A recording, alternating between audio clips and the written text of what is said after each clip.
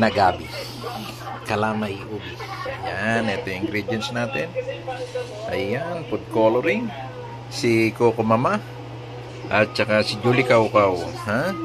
Handa na natin. Paglalagay po natin ating mga ingredients. Ilalagay na natin si Coco Mama. Okay. Tapos ilalagay na natin si Julie Kaukaw. Ayan.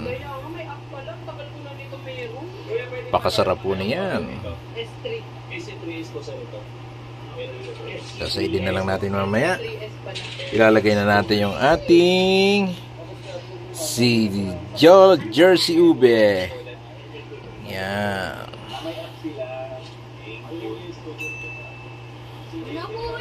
Kasama na ang ating mga ingredients. Nilagyan na din natin ang margarine. Ito ituloy-tuloy ang halo. Ang ginagawa natin ay tinatawag na kalamay ube. Gabi po ang ginamit natin. Nilaga lang natin. Tapos dinurog-durog lang natin ang ating sandok. Tuloy po rin ang halo natin. Hanggang sa mainin. Hanggang sa maiga. Huwag lang dumikit. Yan po yung maiigang-maiiga. Hindi na po natin masyadong dinurog yan. Kaya bubuo-buo yan. Para crunchy. Charot. Pansin po natin na medyo naglalapot-lapot na siya. At medyo naiinin na yan eh. Yan, mapansin po ninyo mga karyan eh. Bubulak-bulak ng kaunti yan. Iinin na po yun. Pero medyo matagal pa. Ano natin ating kalamay ube. Gabi po na San Fernando ang ginamit tayo. Medyo lumalapit na. Sabihin, malapit ang maluto yan mga karyan eh. Good morning.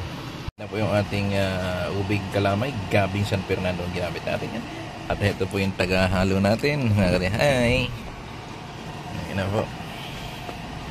At medyo malapit na po yan.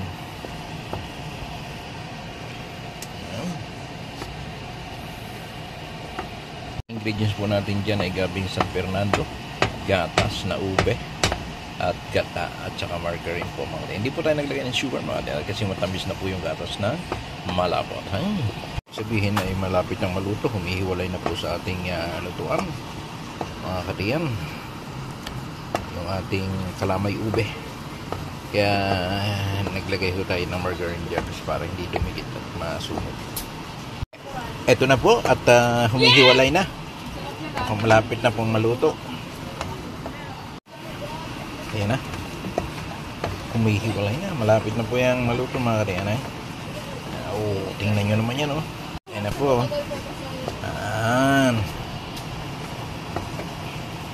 Malapit na po ang ating ano. Ito po, titikman na po. Ayan na po oh. Talaga naman.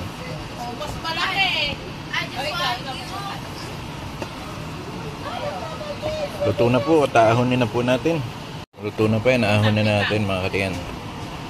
Oh, super yummy na po yung ating kalamay ube na gabi. Kalamay ube na gabi.